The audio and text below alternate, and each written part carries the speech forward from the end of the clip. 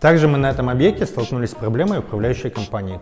Каждая управляющая компания, она считает себя такой, где официально по закону Москвы можно отключать стояки водоснабжения и отопления, чтобы их привести в надлежащий вид. Нам здесь это долго не давали, нам пришлось с ними бороться. На каждом объекте очень много сложностей, проблем, и мы будем рассказывать. Здесь, например, заказчик, не согласовав с нами, отказал реставрацию окон, деревянных окон. На том этапе, когда мы еще только возвели, штукатурили, вместо того, чтобы это делать на финише, когда мы начинаем красить или что-то, их отреставрировали сейчас, и вот видите, уже где-то, как мы не укрываем, кто-то открыл, проветривает, когда жара. Все это уже в пыли, и нам приходится это постоянно отмывать и очищать. На каждом объекте абсолютно есть вот эти все трудности. Нам сделали дополнительную проблему, чтобы каждый раз все это укрывать.